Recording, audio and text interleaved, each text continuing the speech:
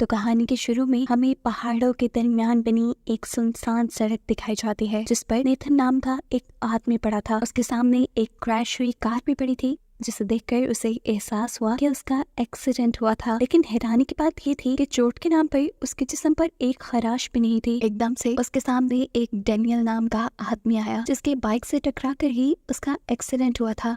Nathan देखता है कि डेनियल को भी एक खराश तक नहीं है। डेनियल ने नेथन से पूछा, तुम्हें याद है तुम गाड़ी से कब निकले? तब उसे एहसास हुआ कि उसे तो कुछ याद नहीं। डेनियल अब उससे कहता है, मुझे लग रहा है हम मर चुके हैं और ये हमारी सोल्स आपस में बातें कर रही हैं। नेथन ये बात मानने को तैयार नहीं था। वो तेजी से अपनी गाड़ी के पास जाता है, जहाँ उसे अपनी लाश दिखाई देती है। इसे देखकर वो बुरी तरह डर गया। उसे ये भी यकीन आ गया था कि वो मर चुका है और अब उसे अपने बच्चों की और अपने दोस्तों की फिक्र हो रही थी। डेनियल को भी अपनी फैमिली की, अपने बीवी और बच्चों की फिक्र थी। जैसे ही उसने बीवी का नाम लिया तो उसके दिमाग में आया कि नेथन ने अपनी बीवी का नाम नहीं लिया। इतनी देर में यहाँ पर एक कार आई। नेथन उस कार के ड्राइवर को रोकता है और उससे बात करने की कोशिश करता है, लेकिन कार का ड्राइवर उसे सुन नहीं सकता था, क्योंकि वो एक सोल थी। वो ड्राइवर तो असल में सामने नेथन की क्रैश हुई गाड़ी को देखकर रुका था। वो अब नेथन को चेक करता है, जो मर चुका था। इसीलिए वो नेथन का वॉलेट लेता है और यहाँ से चला जाता है। अपनी डेड बॉडी देखकर नेथन को भी यकीन आ चुका था कि वो मर चुका है और अब वो पैनिक हो रहा था, क्योंकि वो जानता था अब मरने के बाद उसे उसकी गुनाहों की सजा मिलेगी। और उसका गुनाह था कि उसने अपनी वाइफ का मर्डर किया था।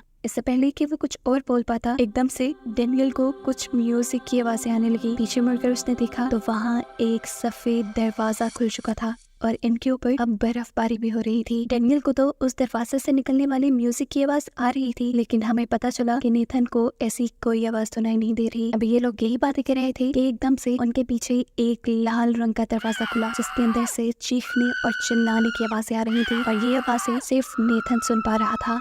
अब इन दोनों ने सोचा कि ये सफेद दरवाजा जन्नत का हो सकता है, जबकि वो लाल वाला दरवाजा हेल का है। और क्योंकि हेल से निकले हुए दरवाजे की आवाज़ें नेथन सुन पा रहा था, तो इसका मतलब नेथन हेल में जाने वाला था और उसे उसकी वाइफ के मर्डर की सजा मिलने वाली थी। जबकि डेनियल को सफेद दरवाजे में से आवाजें आ रही थी, इसीलिए डेनियल जाने वाला था हेवन में। पैनिक हो गई। नेथन डेनियल से कहता है, मैंने उसका मर्डर नहीं किया, मैंने तो उसकी मदद की थी। वो बीमार थी, अपनी बीमारी में तड़पती थी, मैंने तो बस उसकी तड़प खत्म की। डेनियल उसकी बातों पे ज्यादा ध्यान नहीं देता और खुद हेवन के दरवाजे की तरफ बढ़ जाता है। उसको हेवन के दरवाजे की तरफ बढ़ता देख नेथन उसे धक्का देकर दूर फेंक देता है और खुद उस दरवाजे के अंदर जाने की कोशिश करता है, लेकिन कोई फायदा नहीं, क्योंकि उस दरवाजे ने नेथन को एक्सेप्ट नहीं किया। ये देखकर डेनियल उससे कहता है, तुम्हें एक अच्छे इंसान की तरह बिहेव करना चाहिए, तभी तुम्हारे लिए कि हेवन का दरवाजा खुलेगा। उसके बाद मानते हुए नेथन कन्फेस करता है कि माफ करना, मैंने तुम्हारी बाइक को जानबूझकर नहीं धक्का दिया था। डेनियल अब उसके गले लगता है और बताता है कि इसमें सारी गलती तुम्हारी नहीं, असल में मेरा भी ध्यान भटका हुआ था सामने रोड पे चलने वाली बच्ची को देखकर। ये कहकर वो खुद हेवन की दरवाजे के अंदर चला जाता है। लेकिन हैरानकुन बात ये थी कि वो दरवाजा पार करके भी इसी दुनिया में घूम रहा था। अब यही उन्हें वो बच्ची नजर आती है जिसको देखकर डेनियल डिस्ट्रैक्ट हुआ था, और अगर वो बच्ची इन दोनों से बात कर पा रही थी तो साफ मतलब था कि वो भी मर चुकी है। वो उस छोटी बच्ची से पूछते हैं कि तुम यहाँ कैसे आई? तब वो बच्ची बताती है कि किसी ने मुझे बाइक से टक्कर मार दी थी। और अब डेनियल भी एक्सेप्ट करता है कि वो बाइक चलाते हुए नशे में था और ये सब उसकी वजह से हुआ है। अब नेथन उसे कहता है, जाओ फिर तुम उस सफेद दरवाजे के अंदर चली जाओ। ये सुनकर वो लड़की जोर जोर से चिल्लाने लग जाती है, क्योंकि उसे इन दोनों से डर लग रहा था। इनके लाख मना करने पर भी जब वो चिल्लाना बंद नहीं करती तो डेनियल उसे उठा के उस सफेद हेवन वाले दरवाजे में फेंक देता है, जिसके बाद वो लड़की भी गायब हो गई और वो दरवाजा भी गायब हो गया। अब सिर्फ यहाँ जहन्नुम यानी हेल का ही दरवाजा बचा था। इसका मतलब था कि इन दोनों को हेल में जाना था। नेथन अंदर जाने से डर रहा था, वो यहाँ पे भी चालाकी करता है और पाँव मारकर डेनियल को पहले इस दरवाजे के अंदर भेज देता है और फिर गॉड से कहने लगता है, मैंने कुछ बुरा नहीं किया, मैंने अपनी वाइफ का मर्डर नहीं किया, मैंने बस अच्छाई के लिए उसे मारा था। उसको ऐसी बातें करता देखकर एकदम से यहाँ बहुत बड़ा सा मॉन्स्टर नजर आता है। ये धुएं से बना हुआ मॉन्स्टर अब बस नेथन को खाने ही वाला था, लेकिन नेथन उससे डरकर खुद ब खुद उस जहन्नुम के दरवाजे के अंदर चला गया। हेल के अंदर बहुत सारी सोल्स ऐसे ही जमीन पर भटक रही थी। इन्हीं बहुत सारी सोल्स में उसे एक बच्चे की भी सोल नजर आई, जिसे देखकर वो हैरान हो गया। वो इस बच्ची की सोल को टच करता है तो उसे इस बच्ची की लाइफ दिखने लग जाती है।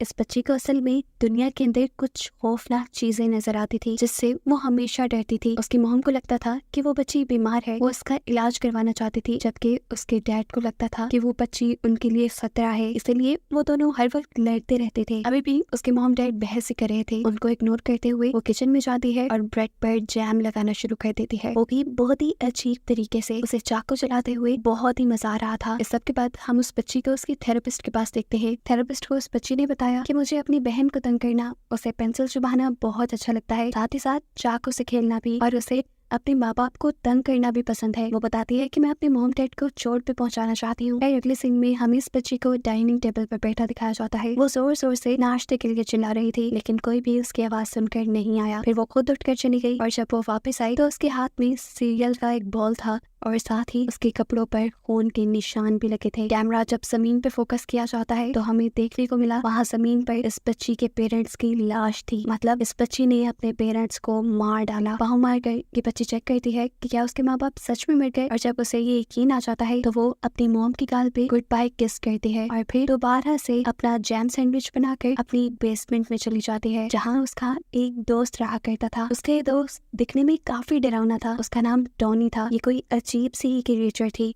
अब क्योंकि उसके माँ बाप मर गए थे तो वो बड़ी आसानी से टॉनी को ऊपर ला सकती थी। वो टॉनी को ऊपर ले आती है, जहाँ टॉनी आकर बहुत ज्यादा खुश होता है क्योंकि उसने सूरज और बाहर की दुनिया पहली मर्तबा देखी थी। वो खुद टॉनी को नहलाती है और अपने डैड के कपड़े देकर तैयार कर देती है। फिर ये दोनों नाश्ता करते हैं। उसके बाद टॉनी उसकी मदद करता है उसके पेरेंट्स की लाशें ठिकाने लगाने में, लेकिन अपने पेरेंट्स के जाने से पहले वो उनको कुछ दिखाना चाहती थी। वो यहाँ अपनी इमेजिनेशन में एक थिएटर शो क्रिएट कर लेती है। वो टॉनी को सबके सामने लेकर आती है। उसने मुजरिमों जैसे कपड़े पहने हुए थे। वो अपनी ऑडियंस को बताती है कि टॉनी एक किलर है और इसे इसके किए की सजा मिलनी चाहिए। टॉनी यहाँ सबसे कहता है, नहीं मैंने कुछ नहीं किया, मैं तो हमेशा अपने गार में रहता था। लेकिन यहाँ जीन ये बच्ची सबसे कहती है, नहीं इसी ने मारा है मेरे माँ बाप को। तो फिर बताओ इसकी क्या सजा मिलनी चाहिए? उसे फांसी पे लटका दे या ऐसे ही जेल में डाल दे? जिसके बाद जीन अपनी ही इमेजिनेशन भी उसे फांसी देकर मार देती है। असल में ऐसा यहाँ कुछ भी नहीं हो रहा था। टॉनी अभी भी जीन की मदद कर रहा था उसके पेरेंट्स की डेड बॉडी को ठिकाने लगाने में,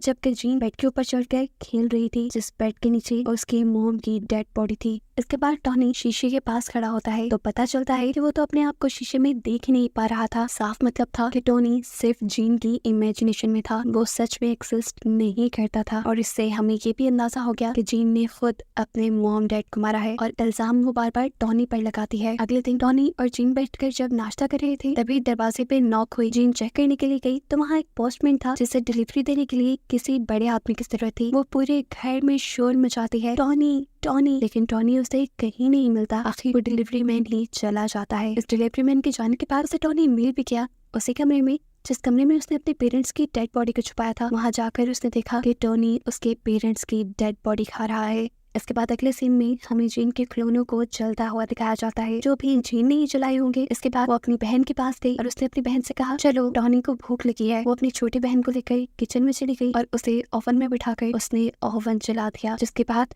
वो पूरे घर में खुशी से झूमने लगी और पीछे से उसकी बहन मर गई। सीन कट होकर यही से दोबारा हेल में जाता है, जहाँ नेथन अब ये सब देखकर बहुत ज्यादा उदास हो चुका था। उसे बुरा लग रहा था, इसीलिए वो अपने पीछे पड़ी हुई 2 डेड बॉडीज के ऊपर से कपड़ा उठाता है। ये 2 डेड बॉडीज माँ बेटे की है। इनको टच करते ही नेथन इनकी कहानी देखने लगा। हम देखते हैं उसकी मॉम को जो चाय बनाते हुए एकदम से रोने लगी। फिर वो चाय लेकर अपनी टेबल पे आती है और चिल्ला चिल्ला कर अपनी बेटी को बुलाती है। एकदम से उसकी नजर टेबल पे गई जहाँ फोन का एक कतरा पड़ा हुआ था और वो जम चुका था। उसने उस कतरे को नील से खुरचा और वो दोबारा रोने लगी। इस सब के बाद वो अपनी बेटी के रूम में जाते हैं। वहाँ बाथरूम में उसकी बेटी की लाश थी और उसके बिहेवियर से ऐसा लग रहा था जैसे उसे इस लाश के बारे में पता हो। वो उसे टब से बाहर निकालती है और फिर किसी डॉल की तरह घसीटते हुए वो उसे कपड़े पहना कर डाइनिंग टेबल पर ले आती है। उसके आगे नाश्ता रखती है और उससे कहती है, अच्छा सॉरी अब उठ भी जाओ, मुझे पता है कि स्कूल तुम्हें बिल्कुल पसंद नहीं, अब मैं तुम्हें स्कूल बिल्कुल नहीं भेजूंगी। अगर आज सब कुछ ठीक होता तो हम दोनों वेकेशन पे होते। सीन से कट होकर हमें एक दिन पीछे का सीन दिखाया जाता है, जहाँ ये लड़की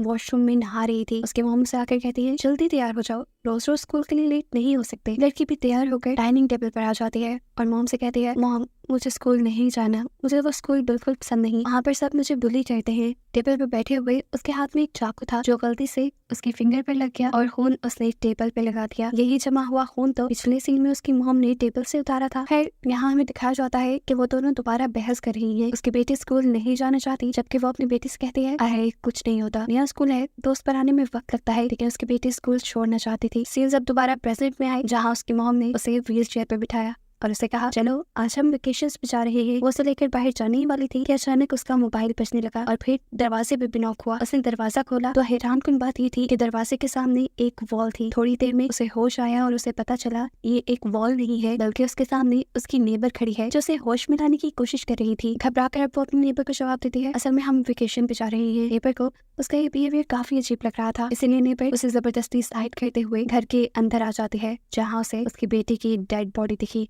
और सीन्स दोबारा एक दिन पीछे शिफ्ट हो गए, जहाँ हमें दिखाया गया कि 4 लोग मिलकर इस लड़की को बहुत ही बुरे तरीके से बुली कर रहे थे। वो जबरदस्ती उसे वॉशरूम से बाहर निकालते हैं और उसे घुटनों के बल बिठाकर उससे अपने जूते चटवाने लग जाते हैं। एक लड़की उसकी वीडियो भी बना रही थी, बस यही बेइज्जती तो वो बर्दाश्त नहीं कर पाई और उसने अपनी जान ले ली। अब प्रेजेंट में उसकी मॉम उसे गाड़ी में बिठाकर कहीं ले जा रही थी। वो गुस्से में उससे कहती है अरे कुछ तो बोलो, मेरे से बात तो करो। लेकिन जब उनकी बेटी उसे कोई जवाब नहीं देती तो वो समझ गई कि उसकी बेटी मर गई है। वो हकीकत को एक्सेप्ट करती है और उसकी आंखें बंद कर देती हैं। वो रो रही थी और इमोशनल होकर उन्होंने ड्राइविंग से अपना कंट्रोल खो दिया और उनकी गाड़ी जाकर एक दरख्त से टकरा गई। थोड़ी देर में फायर फाइटर्स यहाँ पर पहुंचे, उस औरत को कार से बाहर निकाला, लेकिन वो अपनी बेटी को अकेला छोड़कर बाहर नहीं आना चाहती थी। लेकिन फायर फाइटर जबरदस्ती उसे बाहर निकाल लेते हैं और साथ में उसकी बेटी की डेड बॉडी को भी, जिसके बारे में उन्हें लगा कि शायद ये लड़की इस एक्सीडेंट में ही मारी गई है। उसकी सुसाइड का तो इन्हें पता ही नहीं चला। ये सब देखने के बाद नेथन अब बुरी तरह डर चुका था। वो और किसी डेड बॉडी को टच करना नहीं चाहता था,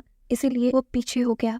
और तभी यहाँ पर हेल का गार्ड आ गया, जिसने उसे कहा कि तुम यहाँ अपने बुरे कामों की वजह से हो और अब मैं तुम्हें तुम्हारे बुरे कामों के लिए सजा दूंगा। नेथन उसे समझाने की कोशिश करता है अरे मैंने बुरा काम नहीं किया था, मैंने अच्छा ही काम किया था, मैंने उसे उसके दर्द से आजादी दी थी। तब वो गार्ड उसे जवाब देता है नहीं, जो भी था तुम्हें उसकी जान लेने का हक नहीं था और अब तुम्हें उसकी सजा मिलेगी। वो उसे अंधेरे कमरे में ले जाता है जहाँ पर बहुत सी सोल्स और भी थी। वो कहता है अब तुम्हें यहाँ पर 4000 साल रहना होगा। ये कहकर वो यहाँ से चला गया और नेथन परेशान खड़ा रह गया। उसे समझ नहीं आ रही थी कि वो क्या करे। तभी उसके सामने एक बहुत बड़ी सी सोल आ जाती है जो उसे तंग करना शुरू कर देती है। नेथन उसे कुछ नहीं कह पाता, वो बहुत बड़ी थी। उसने नेथन को उठाकर मारना शुरू कर दिया। उसने नेथन को इतना मारा, इतना मारा, इतना मारा कि वो इस सोल की दुनिया में भी मर गया। ये देखकर डेविल जल्दी से यहाँ आया और उस सोल को डांटने लगा कि तुमने ये क्या कर दिया, तुमने अब उसे असल दुनिया में पहुंचा दिया है। सीन कट होकर हमें हॉस्पिटल में एक बच्चे को दिखाया जाता है जिसके अंदर अब नेथन की सोल आ चुकी थी, यानी उसे दोबारा जिंदगी मिल चुकी थी। और इसी को दिखाते हुए ये कहानी यहाँ खत्म हो जाती है।